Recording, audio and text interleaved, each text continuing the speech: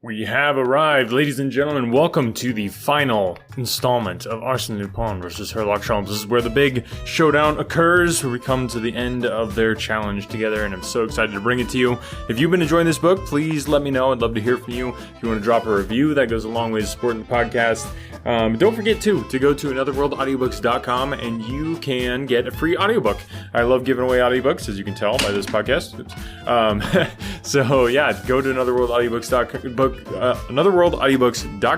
and sign up there. I would love to send you a free audiobook as a thank you for listening. And if you are new to the podcast, make sure to check out the backlist. Tons of other audiobooks for you to listen to while you wait for the next episode to come out. And I mentioned this before, but as soon as we get to 12 patrons on Patreon, I'm going to stop chopping up chapters, which I hate doing in general, but for books like this with Arsene Lupin versus Herlock Sholmes, just the chapters were so long and beefy that I had to chop them up just for my own sanity and time's sake.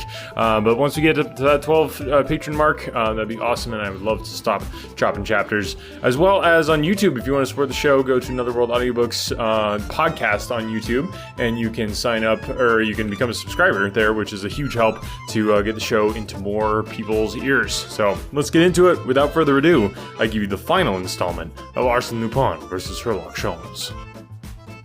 It was exactly 3 o'clock when the foregoing events transpired.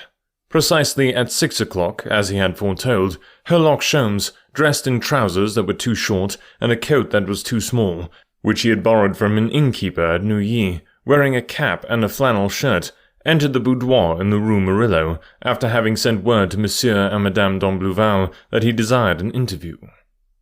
They found him walking up and down the room, and he looked so ludicrous in his strange costume that they could scarcely suppress their mirth. With pensive air and stooped shoulders, he walked like an automaton from the window to the door, and from the door to the window, taking each time the same number of steps, and turning each time in the same manner. He stopped, picked up a small ornament, examined it mechanically, and resumed his walk. At last, planting himself before them, he asked, "Is Mademoiselle here?" "Yes, she is in the garden with the children." "I wish Mademoiselle to be present at this interview." "Is it necessary?" "Have a little patience, monsieur.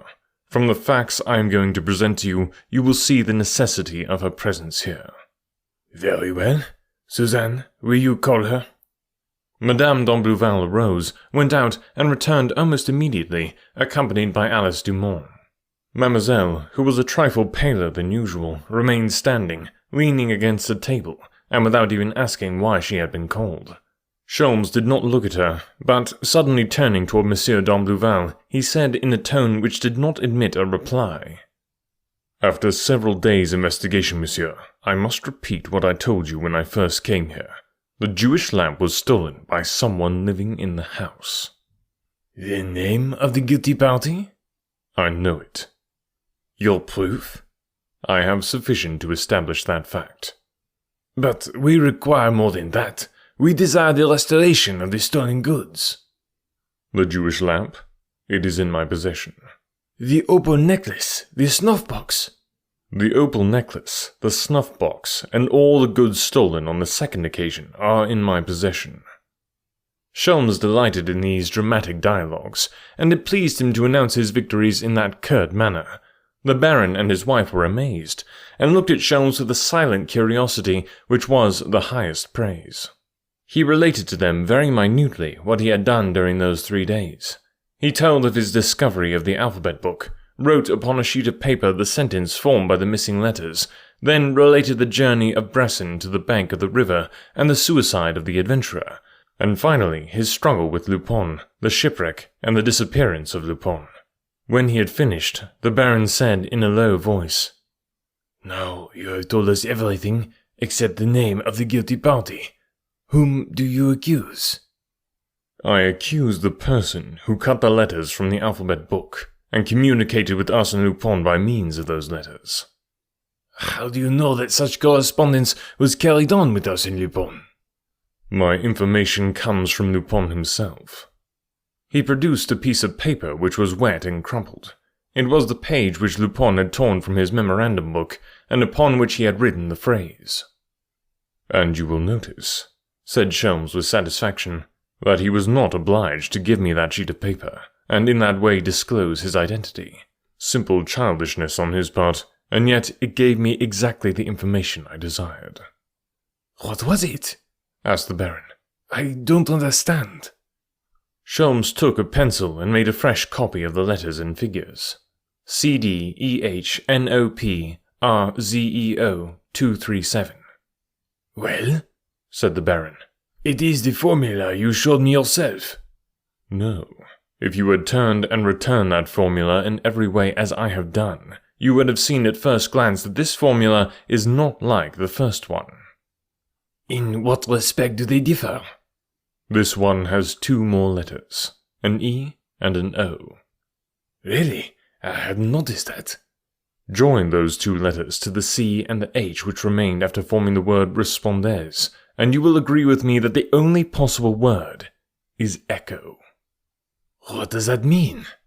"It refers to the Echo de France, Lupin's newspaper, his official organ, the one in which he publishes his communications. Reply in the Echo de France, in the personal advertisements under number 237. That is the key to the mystery, and Arsene Lupin was kind enough to furnish it to me. I went to the newspaper office." "What did you find there?" "I found the entire story of the relations between Arsene Lupin and his accomplice." Sholmes produced 7 newspapers which he opened at the 4th page and pointed to the following lines. 1. Arsene Lupin, lady implores protection, 540. 2. 540, awaiting particulars, AL. 3. AL, under domain, enemy, lost. 4. 540, right address, will make investigation. 5. AL, Murillo. 6. 540, Park 3 o'clock, Violets. 7. 237, understand, Saturday, will be Sunday morning, Park. "And you call that the whole story?" exclaimed the Baron. "Yes, and if you will listen to me for a few minutes, I think I can convince you. In the first place, a lady who signs herself 540 implores the protection of Arsene Lupin, who replies by asking for particulars. The lady replies that she is under the domination of an enemy, who is Bresson, no doubt, and that she is lost if someone does not come to her assistance. Lupin is suspicious, and does not yet venture to appoint an interview with the unknown woman, demands the address, and proposes to make an investigation. The lady hesitates for 4 days. Look at the dates. Finally, under stress of circumstances, and influenced by Bresson's threats, she gives the name of the street, Murillo.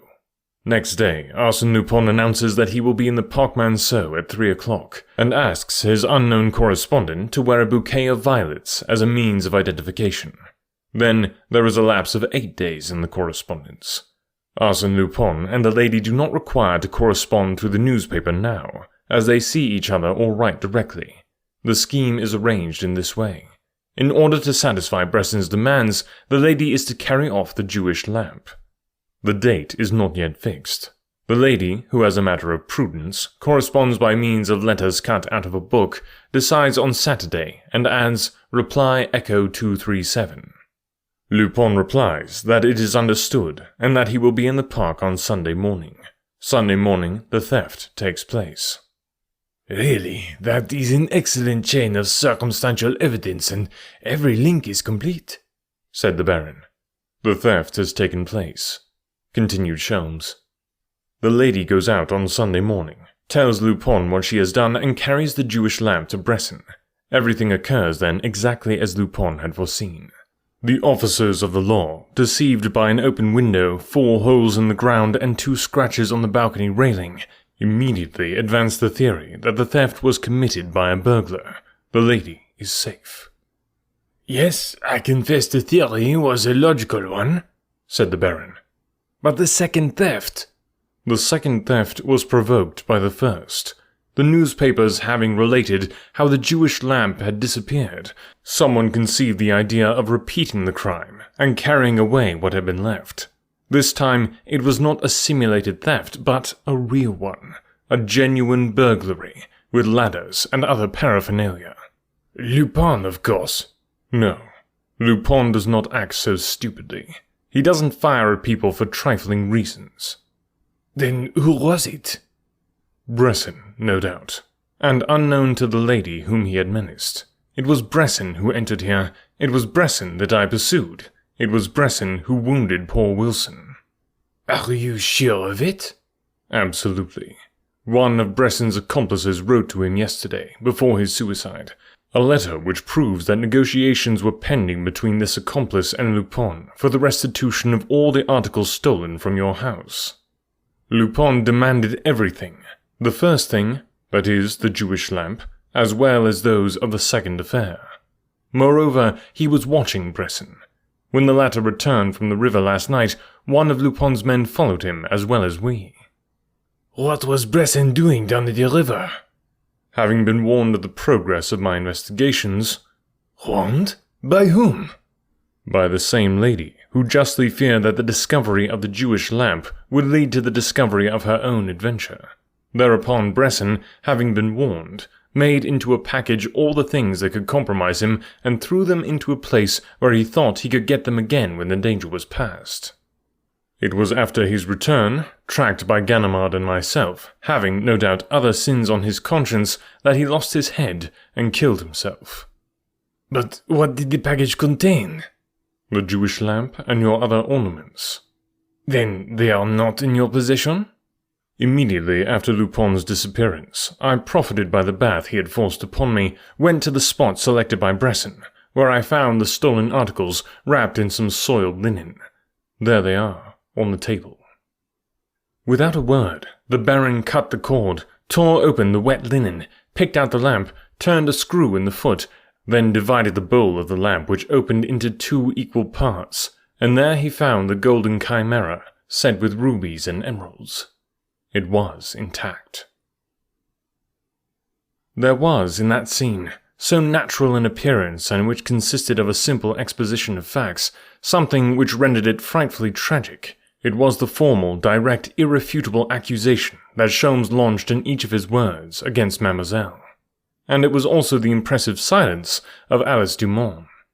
During that long, cruel accumulation of accusing circumstances heaped one upon another, not a muscle of her face had moved, not a trace of revolt or fear had marred the serenity of her limpid eyes. What were her thoughts? And especially, what was she going to say at the solemn moment when it would become necessary for her to speak and defend herself in order to break the chain of evidence that Herlock Sholmes had so cleverly woven around her? That moment had come, but the girl was silent. "Speak! Speak!" cried Monsieur d'Ambleval. She did not speak, so he insisted. "One word will clear you, one word of denial, and I will believe you." That word she would not utter. The Baron paced to and fro in his excitement. Then, addressing Sholmes, he said, "No, monsieur, I cannot believe it. I do not believe it. There are impossible crimes, and this is opposed to all I know and to all that I have seen during the past year. No, I cannot believe it." He placed his hand on the Englishman's shoulder and said, "But you yourself, monsieur, are you absolutely certain that you are right?" Sholmes hesitated, like a man on whom a sudden demand is made and cannot frame an immediate reply.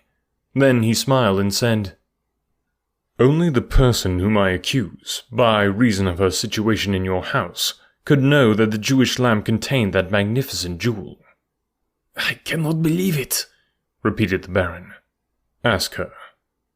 It was really the very thing he would not have done, blinded by the confidence the girl had inspired in him. But he could no longer refrain from doing it. He approached her, and looking into her eyes, said, "Was it you, mademoiselle? Was it you who took the jewel? Was it you who corresponded with Arsene Lupin and committed the theft?" "It was I, monsieur," she replied. She did not drop her head. Her face displayed no sign of shame or fear. "Is it possible?" murmured Monsieur d'Ambleval. "I would never have believed it. You are the last person in the world that I would have suspected. How did you do it?" "I did exactly as Monsieur Sholmes has told it. On Saturday night I came to the boudoir, took the lamp, and in the morning I carried it to that man." "No," said the Baron. "What you pretend to have done is impossible." "Impossible? Why?" "Because, in the morning, I found the door of the boudoir bolted." She blushed and looked at Sholmes as if seeking his counsel. Sholmes was astonished at her embarrassment. Had she nothing to say? Did the confessions, which had corroborated the report that he, Sholmes, had made concerning the theft of the Jewish lamp, merely serve to mask a lie? Was she misleading them by a false confession? The Baron continued. "The door was locked. I found the door exactly as I had left it the night before. If you entered by that door as you pretend, someone must have opened it from the interior. That is to say, from the boudoir or from our chamber. Now, there was no one inside these 2 rooms. There was no one except my wife and myself." Sholmes bowed his head and covered his face with his hands in order to conceal his emotion. A sudden light had entered his mind that startled him and made him exceedingly uncomfortable. Everything was revealed to him like the sudden lifting of a fog from the morning landscape. He was annoyed as well as ashamed because his deductions were fallacious and his entire theory was wrong. Alice Dumont was innocent. Alice Dumont was innocent. That proposition explained the embarrassment he had experienced from the beginning in directing the terrible accusation against that young girl. Now he saw the truth. He knew it. After a few seconds he raised his head and looked at Madame d'Ambleval as naturally as he could. She was pale, with that unusual pallor which invades us in the relentless moments of our lives. Her hands, which she endeavored to conceal, were trembling as if stricken with palsy.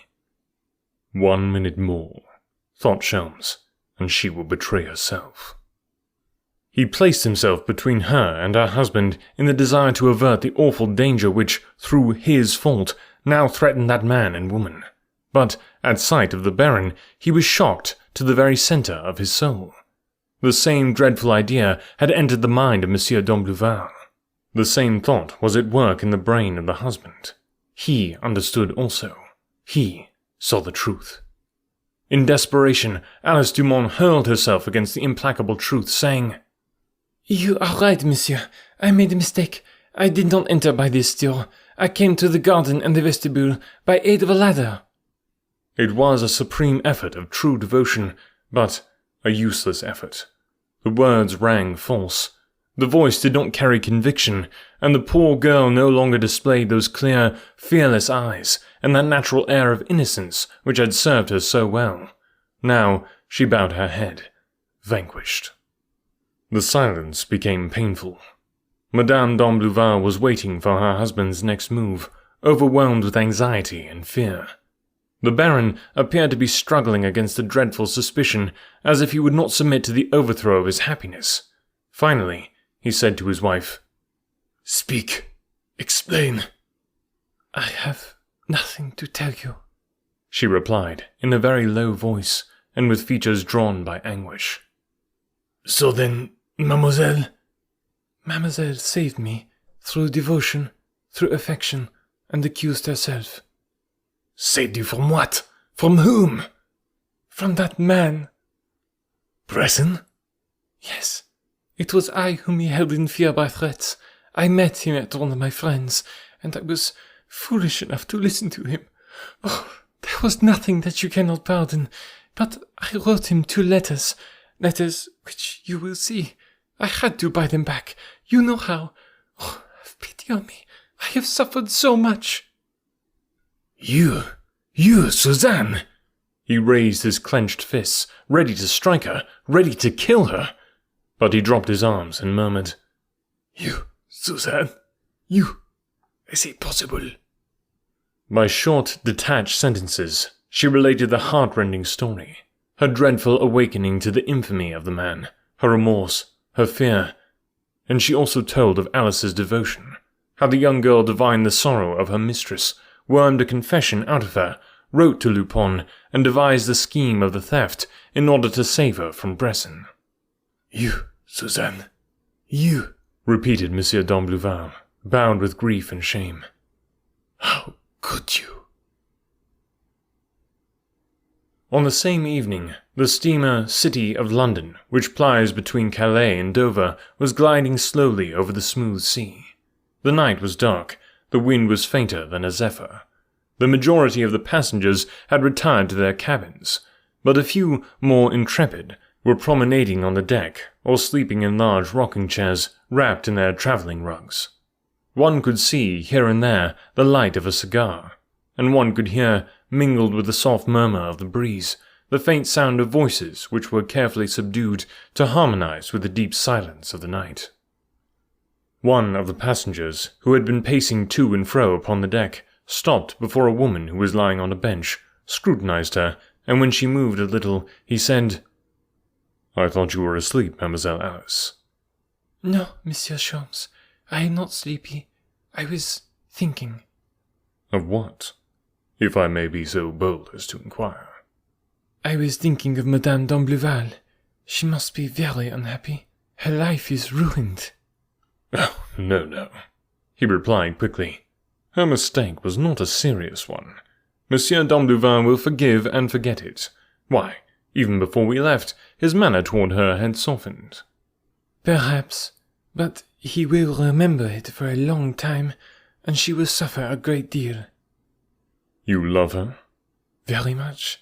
It was my love for her that gave me strength to smile when I was trembling from fear, that gave me courage to look in your face when I desired to hide from your sight." "And you are sorry to leave her?" "Yes, very sorry. I have no relatives, no friends, but her." "You will have friends," said the Englishman, who was affected by her sorrow. "I have promised that. I have relatives, and some influence. I assure you that you will have no cause to regret coming to England." "That may be, monsieur, but Madame d'Ambleval will not be there." Herlock Sholmes resumed his promenade upon the deck.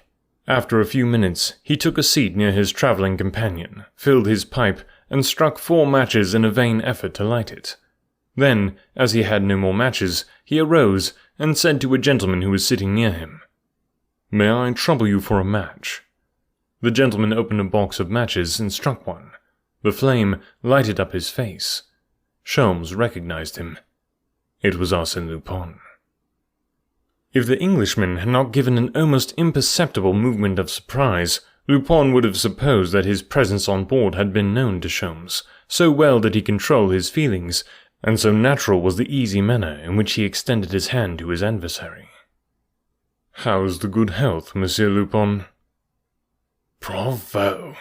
exclaimed Lupin, who could not repress a cry of admiration at the Englishman's sang-froid. "Bravo?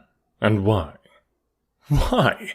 Because I appear before you like a ghost, only a few hours after you saw me drowned in the Seine, and through pride, a quality that is essentially English, you evince not the slightest surprise.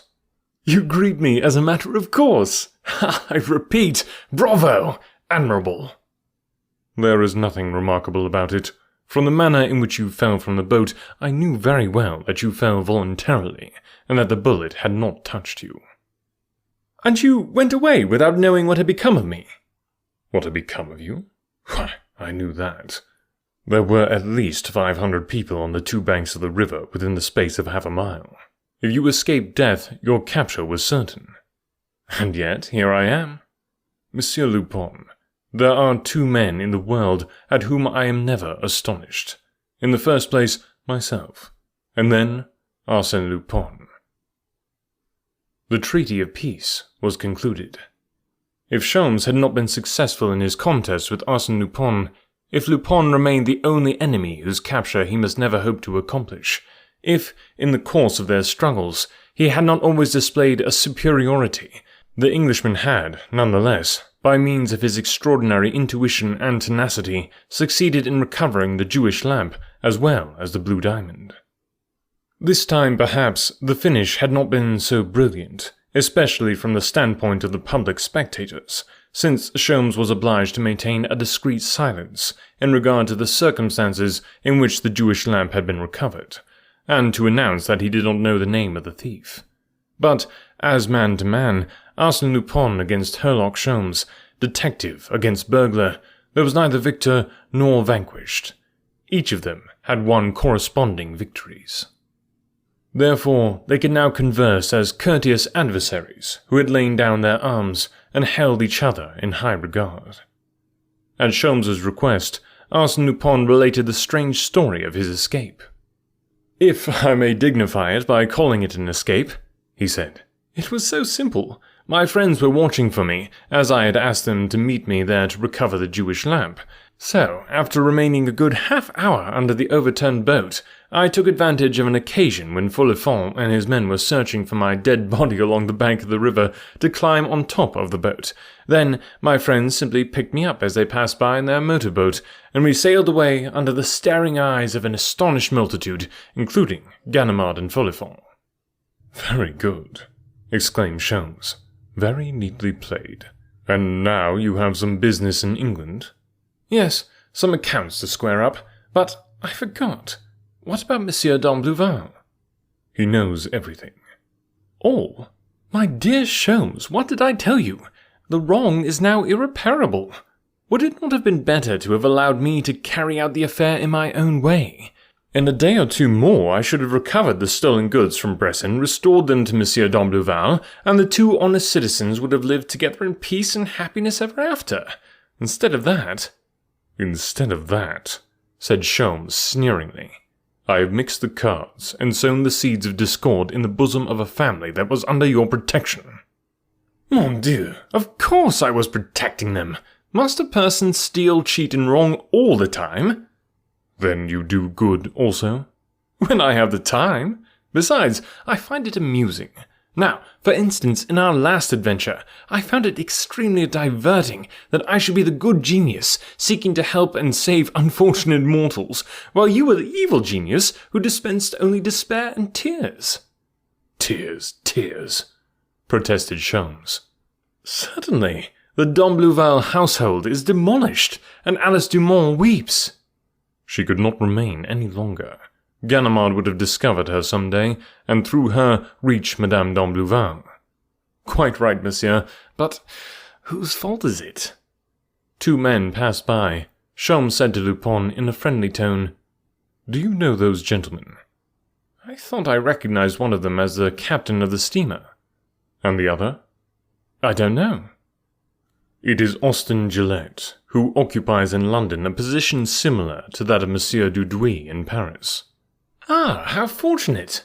Will you be so kind as to introduce me? Monsieur Dudouis is one of my best friends, and I shall be delighted to say as much for Monsieur Austen Gillette."